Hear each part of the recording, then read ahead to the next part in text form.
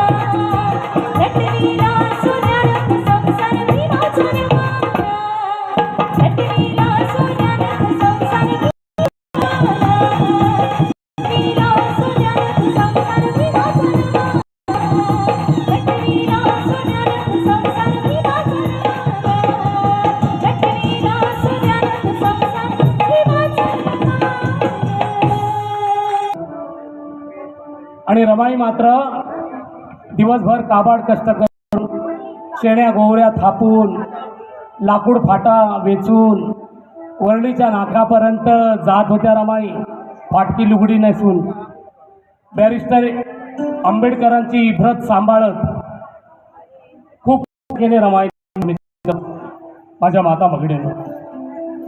तुम्हाला रमाईंची एक आठवण सांगतो, तुमच्या काळजामध्ये गाठ मारून ठेवा, लक्ष देऊन ऐका. रमाईंचं नाव घेतो, जय जयकार करतो, पण रमाईंचा त्याग किती प्रचंड आहे याचं तुम्हाला किती विसर पडता कामा नये. लक्ष देऊन ऐका. एकदा रमाईंचा मुक्काम कर्नाटकामध्ये धारवाड या ठिकाणी होता. कर्नाटकात धारवाड या ठिकाणी. आणि बाबासाहेब उच्च शिक्षणासाठी परदेशामध्ये होते आणि त्या धारवाडला त्या काळी BC क्लास मिशन म्हणजे बॅकवर्ड क्लास मिशन या नावाने अस्पृश्य वर्गाच्या विद्यार्थ्यांसाठी एक वसतिगृह चालत होतं, हॉस्टेल ज्याला आपण म्हणतो. एकदा काय झालं, हॉस्टेलला मिळणारं गव्हर्नमेंट ग्रांट शासकीय अनुदान हे सरकारी अनुदान बंद पडलं आणि मग त्या मुलांचा जीवन मरणाचा प्रश्न निर्माण होतो, शिक्षणाचा गहन प्रश्न निर्माण होतो. कारण आता कुठं अस्पृश्य वर्गाची मुलं शिकायला लागली होती. मग त्या मुलांचं शिक्षण बंद पडतं हॉस्पिटलला सरकारी मदत हॉस्टेलला न मिळण्यामुळे. रमाईंना ही बातमी कळते. धारवाडला होत्या रमाई, पण रमाईंना बातमी कळताच त्यांनी क्षणाचाही विलंब केला नाही. रमाईंनी आपलं जे काय दागिनं होतं, गळ्यातलं मंगळसूत्र, हातातल्या बांगड्या, ते रमाईंनी त्याच्या गाठी घेतलं आणि रमाई त्या हॉस्टेलवर निघून गेल्या. आणि त्या हॉस्टेलचे सुप्रिटेंडंट अधीक्षक वराळे गुरुजींना जाऊन भेटल्या आणि वराळे गुरुजींना म्हणाल्या, वराळे गुरुजी हे असं कसं झालं? वराळे गुरुजी, या मुलांचं शिक्षण आता पुढे कसं होईल? गुरुजी, आधीच आपल्या समाजाला शिक्षण बंदी होती, त्यामुळे आता कुठेतरी ही मुलं शिकायला लागलीत. वराळे गुरुजी, पैशांच्या अभावी आपल्या मुलांचं शिक्षण थांबता कामा नये. वराळे गुरुजी, आपल्या विद्यार्थ्यांची खूप काळजी वाटते. गुरुजी, मुलं शिकली पाहिजे. वराळे गुरुजी, मी माझे दागिने आणले आहेत, हे दागिने तुम्ही विका. वराळे गुरुजी, आणि माझ्या या दागिने पैशातनं आपल्या शिक्षणाची सोय, माझे दागिने तुम्ही विका. वराळे गुरुजी, रमाईंचं एवढं मोठं मन बघून, एवढा मोठा त्याग बघून वराळे गुरुजींच्या डोळ्यामध्ये पाणी आलं. वराळे गुरुजी म्हणतात, वहिनी साहेब, वहिनी साहेब, हे तुम्ही काय करताय? आधीच का कमी त्याग आहे तुमच्या कुटुंबाचा, समाजासाठी? खूप मोठा त्याग आहे तुमच्या कुटुंबाचा. विलायतेमध्ये भीमराव पावाच्या एका तुकड्यावर दिवस काढतायत.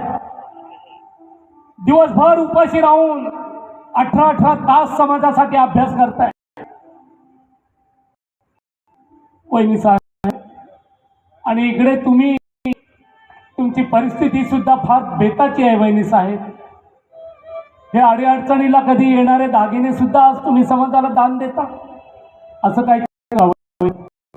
हे दागिने तुम्ही स्वतःची ठेवा, मी काहीतरी व्यवस्था करतो मुलांची. रमाई जिद्दी.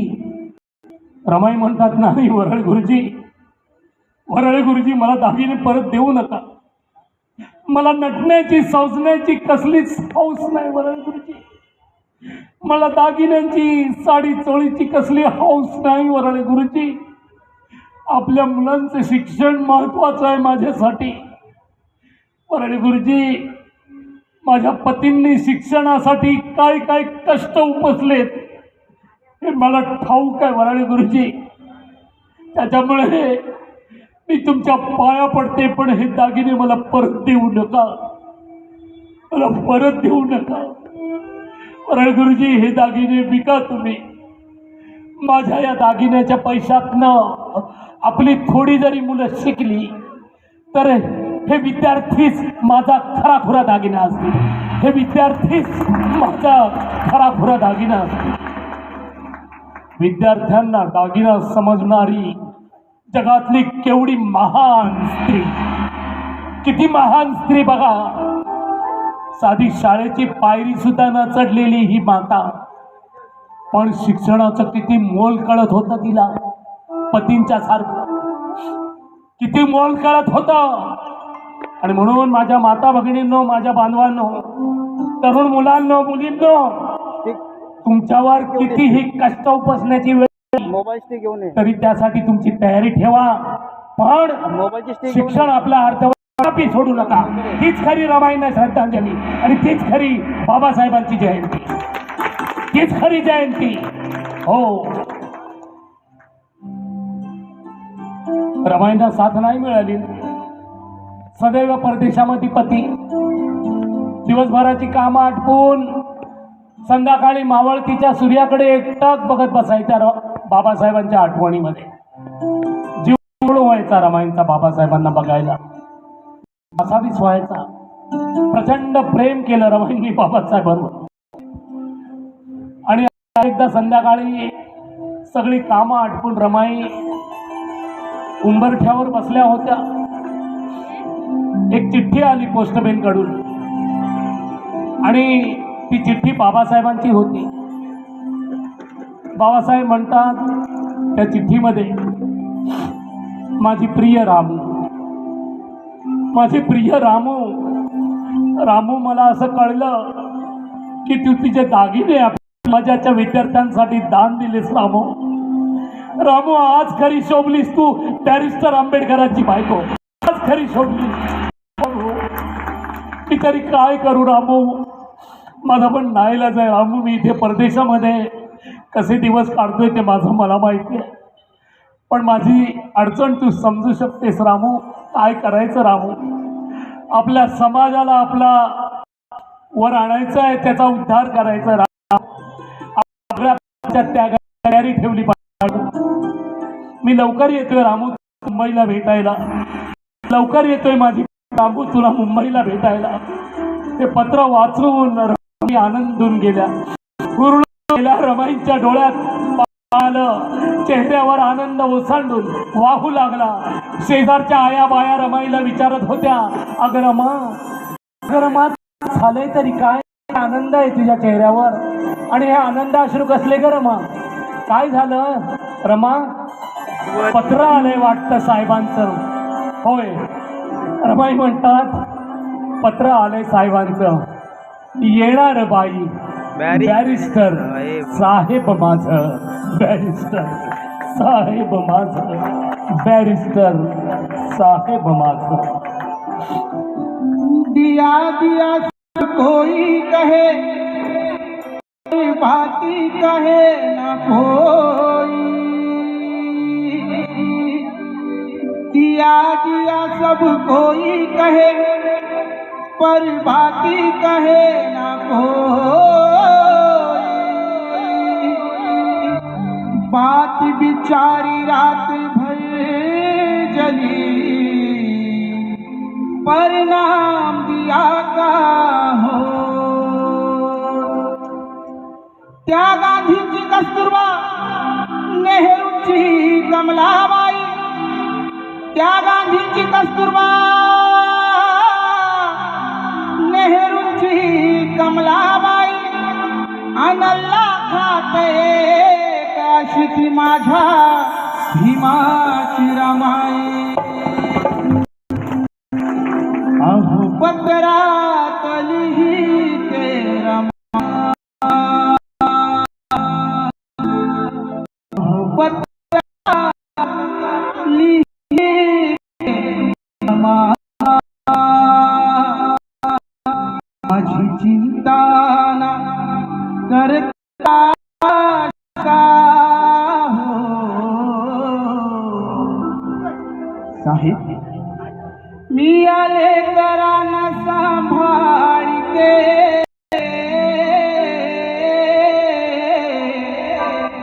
तुम्ही साहेब स्वाला जपा।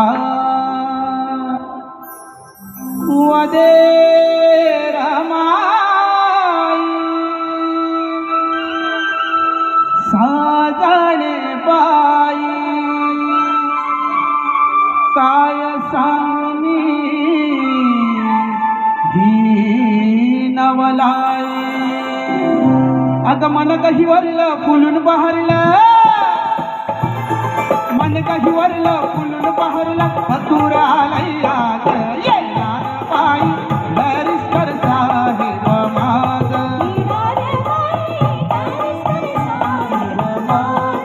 गुणी गुणाचा राज दिनाचा, गुणी गुणाचा राज दिनाचा, घाटण संसार साज येणार बाई बॅरिस्टर साहेब माझ।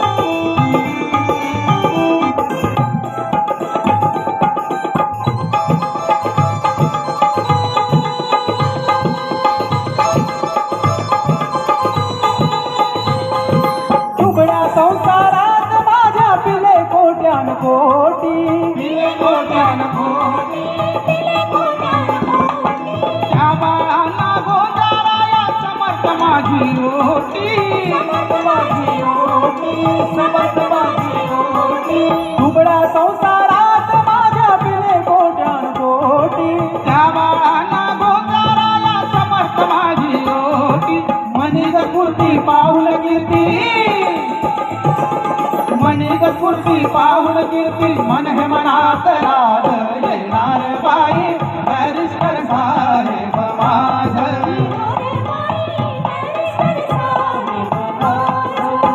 गुणांचा राज दिनांचा, गुणी गुणांचा राज दिनांचा, घाटन संसार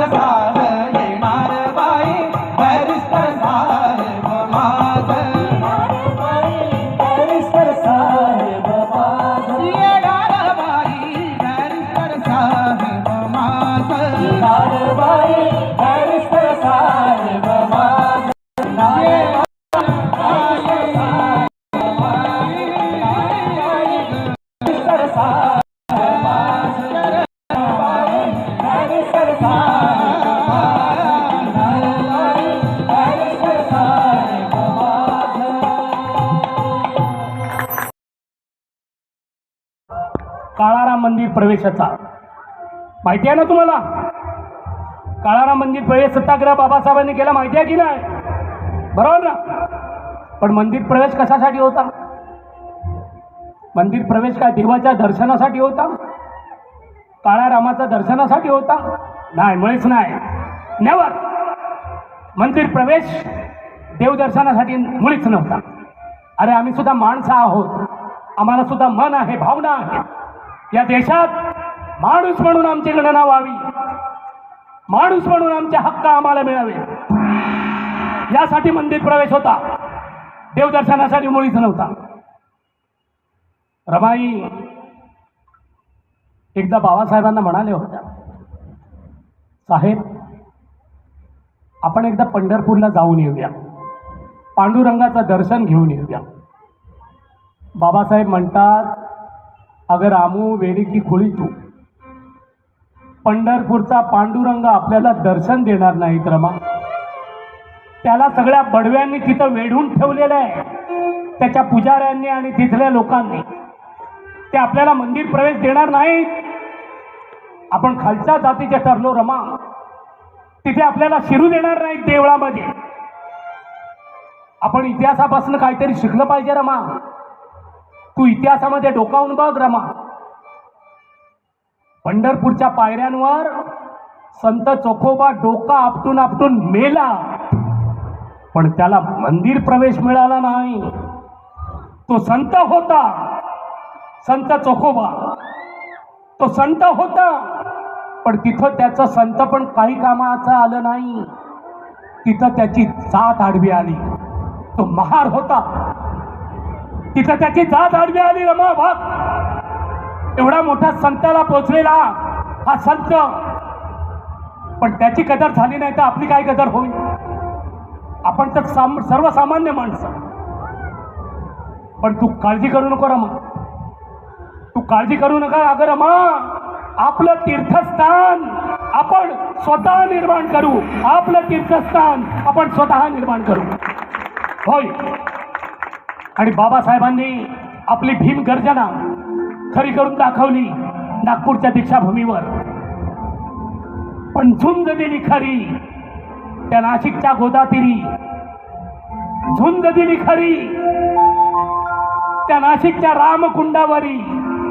दगड गोटे खाया होता माझा भीमराया, कारण माऊलीची माया होता माझा भीमराया, माझा भीमराया, माझा भीमराया.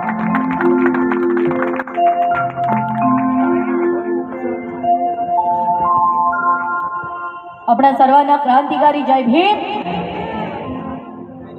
या ठिकाणी आंबेडकरी सांस्कृतिक चळवळीचा यलगार मांडताना हा कार्यक्रम एका व्यक्तीचं नाव घेतल्याशिवाय कदापि पूर्ण होऊ शकत नाही. ते नाव म्हणजे लोकशाहीर विठ्ठलदादा उमप आणि लोकशाहीर वामनदादा कर्णक यांचं. मित्रहो, वामनदादांनी खऱ्या अर्थानं आपल्या लेखणीच्या माध्यमातनं बाबासाहेब इथल्या जनमानसामध्ये पेरला. आणि म्हणून वामनदादांचं गाणं आज तुमच्यासमोर सादर करते आहे. काय म्हणतात वामनदादा? लक्ष देऊन ऐका.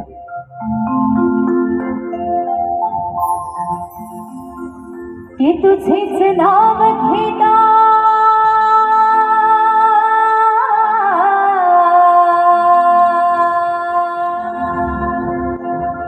तुझेच नाव घेता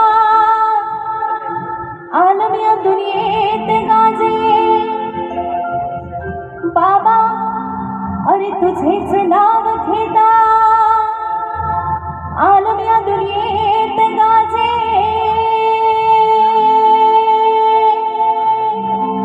आणि तुझलाच साजे.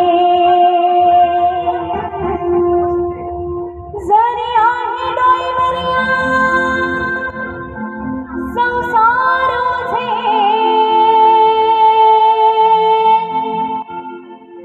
पण तुझेच नाव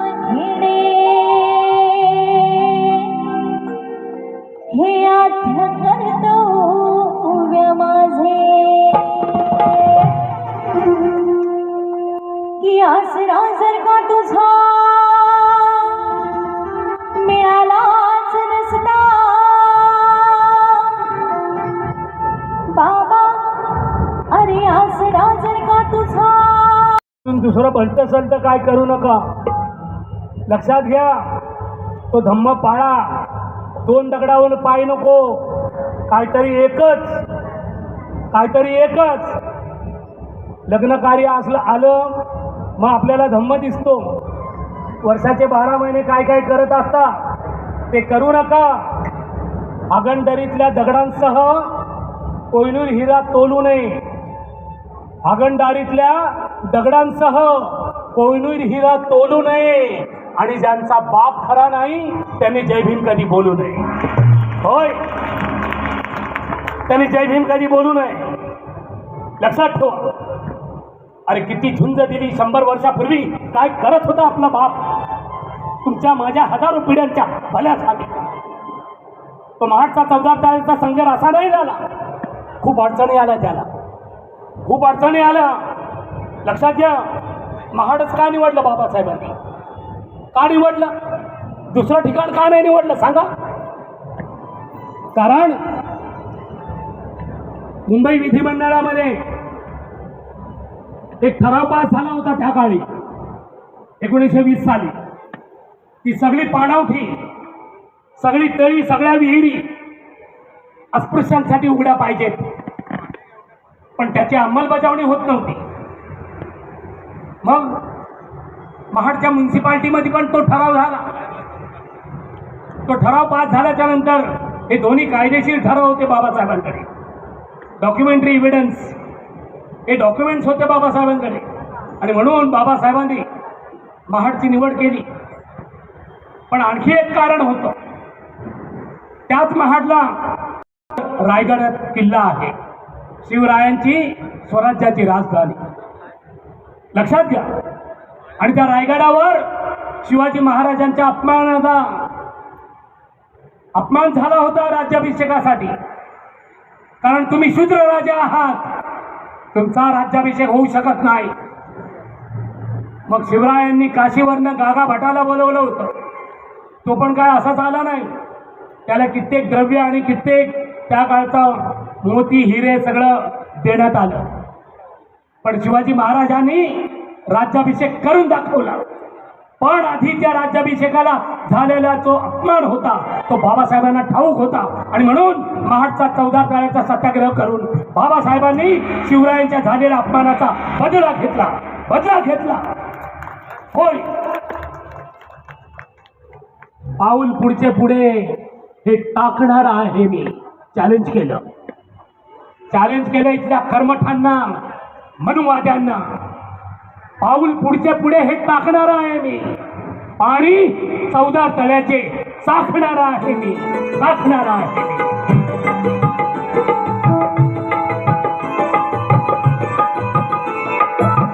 पाऊल पुढचे पुढे टाकणार आहे मी. पाणी 14 तळ्याचे चाखणार आहे मी.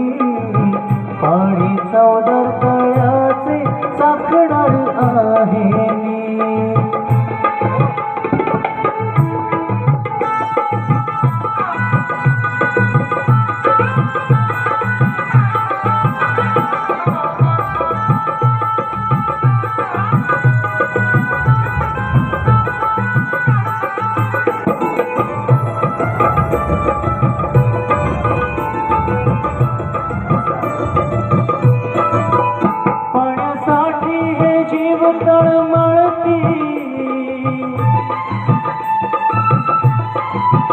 पाण्यासाठी हे जीव तळमळती, जीव जीवाला आहे छळती. हर्ष तरुणी पाणी हे पिणार आहे मी. समान हक्क मानवाला देणार आहे मी.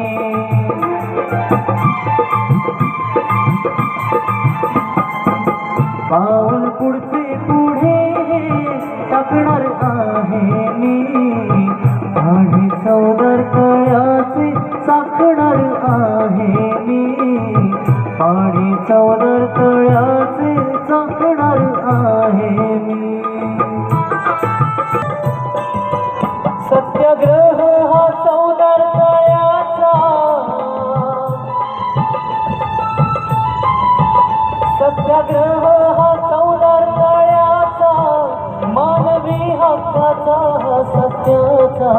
कृष्णरुढीवर तुटुनी पडणार आहे मी परिवर्तन हे माणसात घडवणार आहे मी